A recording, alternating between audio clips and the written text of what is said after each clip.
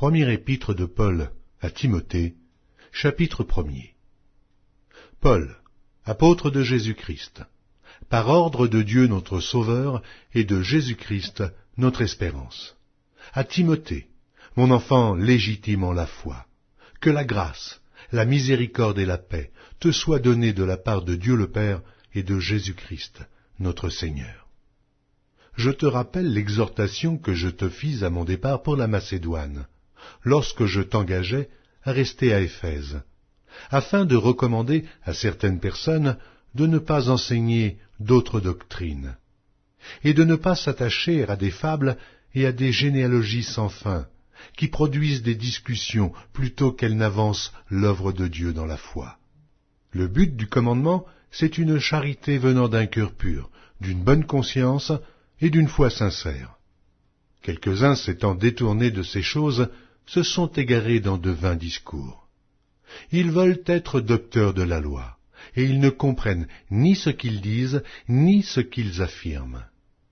Nous n'ignorons pas que la loi est bonne, pourvu qu'on en fasse un usage légitime, sachant bien que la loi n'est pas faite pour le juste, mais pour les méchants et les rebelles, les impies et les pécheurs, les irreligieux et les profanes, les parricides, les meurtriers, les impudiques, les infâmes, les voleurs d'hommes, les menteurs, les parjures, et tout ce qui est contraire à la sainte doctrine, conformément à l'évangile de la gloire du Dieu bienheureux, évangile qui m'a été confié. Je rends grâce à celui qui m'a fortifié, à Jésus-Christ notre Seigneur, de ce qu'il m'a jugé fidèle, en m'établissant dans le ministère, moi qui étais auparavant un blasphémateur, un persécuteur, un homme violent, mais j'ai obtenu miséricorde, parce que j'agissais par ignorance, dans l'incrédulité. Et la grâce de notre Seigneur a surabondé, avec la foi et la charité qui est en Jésus-Christ. C'est une parole certaine et entièrement digne d'être reçue, que Jésus-Christ est venu dans le monde pour sauver les pécheurs, dont je suis le premier. Mais j'ai obtenu miséricorde, afin que Jésus-Christ fit voir en moi le premier toute sa longanimité, pour que je servisse d'exemple à ceux qui croiraient en lui pour la vie éternelle. Au roi des siècles, immortel, invisible, seul Dieu, soit honneur et gloire au siècle des siècles. Amen.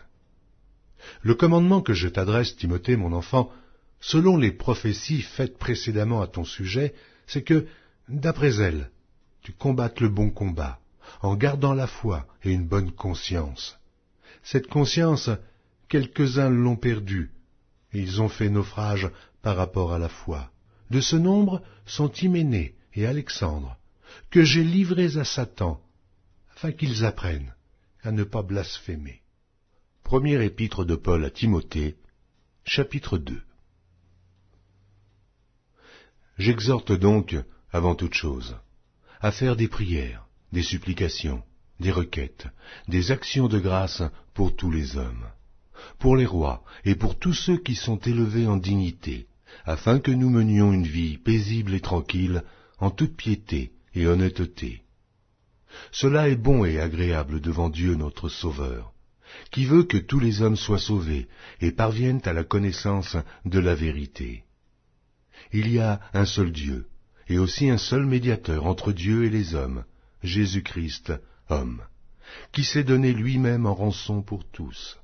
C'est là le témoignage rendu en son propre temps, et pour lequel j'ai été établi prédicateur et apôtre. Je dis la vérité, je ne mens pas, chargé d'instruire les païens dans la foi et la vérité. Je veux donc que les hommes prient en tout lieu, en élevant des mains pures, sans colère, ni mauvaise pensée. Je veux aussi que les femmes, vêtues d'une manière décente, avec pudeur et modestie, ne se parent ni de tresses, ni d'or, ni de perles, ni d'habits somptueux, mais qu'elles se parent de bonnes œuvres, comme il convient à des femmes qui font profession de servir Dieu. Que la femme écoute l'instruction en silence, avec une entière soumission. Je ne permets pas à la femme d'enseigner, ni de prendre de l'autorité sur l'homme, mais elle doit demeurer dans le silence. Car Adam a été formé le premier, Ève ensuite. Et ce n'est pas Adam qui a été séduit, c'est la femme qui, séduite, s'est rendue coupable de transgression. Elle sera néanmoins sauvée en devenant mère, si elle persévère avec modestie dans la foi, dans la charité et dans la sainteté. Première épître de Paul à Timothée, chapitre 3. Cette parole est certaine. Si quelqu'un aspire à la charge d'évêque, il désire une œuvre excellente. Il faut donc que l'évêque soit irréprochable, mari d'une seule femme, sobre, modéré, réglé dans sa conduite, hospitalier, propre à l'enseignement. Il faut qu'il ne soit ni abonné au vin, ni violent, mais indulgent, pacifique et désintéressé. Il faut qu'il dirige bien sa propre maison, et qu'il tienne ses enfants dans la soumission et dans une parfaite honnêteté. Car si quelqu'un ne sait pas diriger sa propre maison, comment prendra-t-il soin de l'Église de Dieu?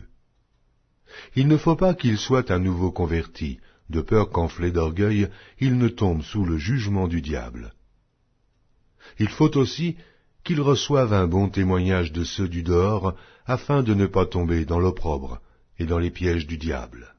Les diacres aussi doivent être honnêtes, éloignés de la duplicité, des excès du vin, d'un gain sordide, conservant le mystère de la foi dans une conscience pure. Qu'on les éprouve d'abord, et qu'ils exercent ensuite leur ministère, s'ils sont sans reproche. Les femmes, de même, doivent être honnêtes, non médisantes, sobres, fidèles en toutes choses. Les diacres doivent être maris d'une seule femme, et diriger bien leurs enfants et leur propre maison. Car ceux qui remplissent convenablement leur ministère s'acquièrent un rang honorable, et une grande assurance dans la foi en Jésus-Christ. Je t'écris ces choses avec l'espérance d'aller bientôt vers toi. Mais afin que tu saches, si je tarde, comment il faut se conduire dans la maison de Dieu, qui est l'Église du Dieu vivant, la colonne et l'appui de la vérité. Et, sans contredit, le mystère de la piété est grand. Celui qui a été manifesté en chair, justifié par l'Esprit, vu des anges, prêché aux gentils, cru dans le monde, élevé dans la gloire.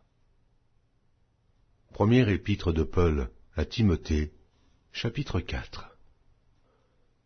Mais l'Esprit dit expressément que, dans les derniers temps, quelques-uns abandonneront la foi, pour s'attacher à des esprits séducteurs et à des doctrines de démons, par l'hypocrisie de faux docteurs portant la marque de la flétrissure dans leur propre conscience, prescrivant de ne pas se marier et de s'abstenir d'aliments que Dieu a créés pour qu'ils soient pris avec action de grâce par ceux qui sont fidèles et qui ont connu la vérité. Car tout ce que Dieu a créé est bon, et rien ne doit être rejeté, pourvu qu'on le prenne avec action de grâce, parce que tout est sanctifié par la parole de Dieu et par la prière. En exposant ces choses aux frères, tu seras un bon ministre de Jésus-Christ, nourri des paroles de la foi et de la bonne doctrine que tu as exactement suivies. Repousse les contes profanes et absurdes. Exerce-toi à la piété, car l'exercice corporel est utile à peu de choses, tandis que la piété est utile à tous, ayant la promesse de la vie présente et de celle qui est à venir.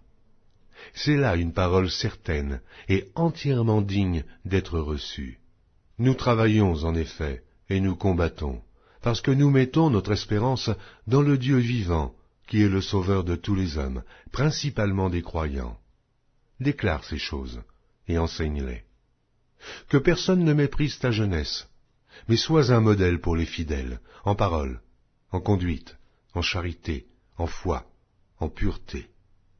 Jusqu'à ce que je vienne, applique-toi à la lecture, à l'exhortation, à l'enseignement. Ne néglige pas le don qui est en toi, et qui t'a été donné par prophétie avec l'imposition des mains de l'assemblée des anciens. Occupe-toi de ces choses. Donne-toi tout entier à elles, afin que tes progrès soient évidents pour tous. Veille sur toi-même et sur ton enseignement. persévère dans ces choses, car, en agissant ainsi, tu te sauveras toi-même, et tu sauveras ceux qui t'écoutent. Première épître de Paul à Timothée, chapitre 5. Ne réprimande pas rudement le vieillard, mais exhorte-le comme un père. Exhorte les jeunes gens comme des frères, et les femmes âgées comme des mères, celles qui sont jeunes comme des sœurs, en toute pureté. Honore les veuves qui sont véritablement veuves. Si une veuve a des enfants ou des petits-enfants, qu'ils apprennent avant tout à exercer la piété envers leur propre famille, et à rendre à leurs parents ce qu'ils ont reçu d'eux, car cela est agréable à Dieu. Celle qui est véritablement veuve, et qui est demeurée dans l'isolement, met son espérance en Dieu, et persévère nuit et jour dans les supplications et les prières. Mais celle qui vit dans les plaisirs est morte, quoique vivante. Déclare-leur ces choses, afin qu'elles soient irréprochables. Si quelqu'un n'a pas soin des siens, et principalement ceux de sa famille, il a renié la foi, et il est pire qu'un infidèle. Qu'une veuve, pour être inscrite sur le rôle, n'ait pas moins de 60 ans, qu'elle ait été femme d'un seul mari, qu'elle soit recommandable par de bonnes œuvres, ayant élevé des enfants, exercé l'hospitalité, lavé les pieds des saints, secouru les malheureux, pratiqué toute espèce de bonne œuvre. Mais refuse les jeunes veuves, car, lorsque la volupté les détache du Christ, elles veulent se marier, et se rendent coupables en ce qu'elles violent leur premier engagement. Après cela, étant oisives, elles apprennent à aller de maison en maison. Et non seulement elles sont oisives, mais encore causeuses et intrigantes, disant ce qu'il ne faut pas dire. Je veux donc que les jeunes gens se marient, qu'elles aient des enfants, qu'elles dirigent leur maison, qu'elles ne donnent à l'adversaire aucune occasion de médire, car déjà, quelques-unes se sont détournées pour suivre Satan. Si quelque fidèle, homme ou femme, a des veuves, qui les assiste, et que l'Église n'en soit point chargée, afin qu'elle puisse assister celles qui sont véritablement veuves. Que les anciens qui dirigent bien soient jugés dignes d'un double honneur, surtout ceux qui travaillent à la prédication et à l'enseignement. Car l'Écriture dit « Tu n'emmuselleras point le bœuf quand il foule le grain, et l'ouvrier mérite son salaire. » Ne reçois point d'accusation contre un ancien, si ce n'est sur la déposition de 2 ou 3 témoins. Ceux qui pêchent, reprends-les devant tous, afin que les autres aussi éprouvent de la crainte. Je te conjure devant Dieu, devant Jésus-Christ, et devant les anges élus, d'observer ces choses sans prévention, et de ne rien faire par faveur. N'impose les mains à personne avec précipitation, et ne participe pas au péché d'autrui. Toi-même, conserve-toi pur. Ne continue pas à ne boire que de l'eau, mais fais usage d'un peu de vin à cause de ton estomac et de tes fréquentes indispositions. Les péchés de certains hommes sont manifestes, même avant qu'on les juge, tandis que chez d'autres, ils ne se découvrent que dans la suite. De même, les bonnes œuvres sont manifestes, et celles qui ne le sont pas ne peuvent rester cachées. Première épître de Paul à Timothée, chapitre 6. Que tous ceux qui sont sous le joug de la servitude regardent leur maître comme digne de tout honneur, afin que le nom de Dieu et la doctrine ne soient pas blasphémés. Et que tous ceux qui ont des fidèles pour maîtres ne les méprisent pas, sous prétexte qu'ils sont frères, mais qu'ils les servent, d'autant mieux que ce sont des fidèles et des bien-aimés qui s'attachent à leur faire du bien. Enseigne ces choses, et recommande-les. Si quelqu'un enseigne de fausses doctrines et ne s'attache pas aux saines paroles de notre Seigneur Jésus-Christ et à la doctrine qui est selon la piété, il est enflé d'orgueil. Il ne sait rien.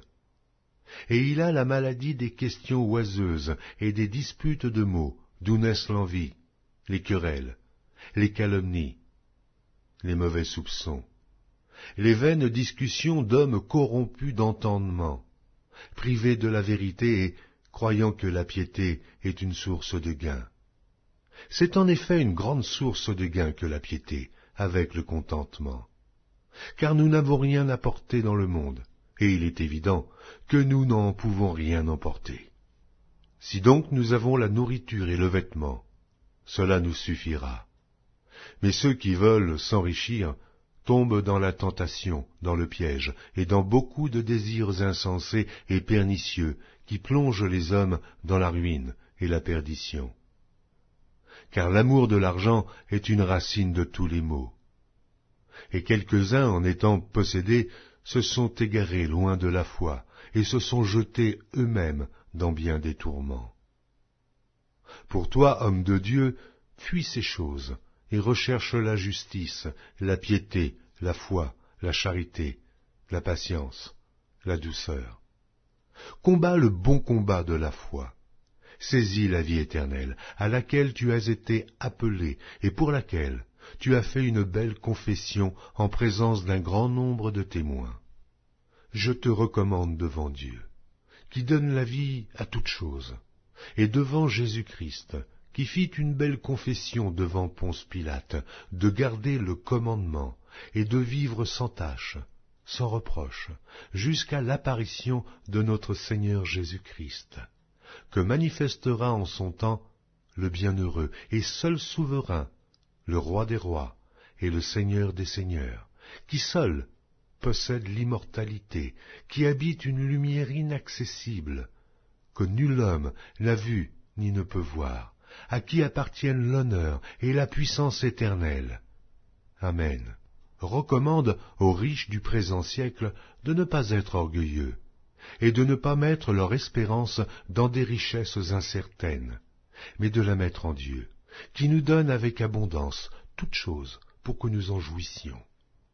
Recommande-leur de faire du bien, d'être riches en bonnes œuvres, d'avoir de la libéralité et de la générosité, et de s'amasser ainsi pour l'avenir un trésor placé sur un fondement solide, afin de saisir la vie véritable.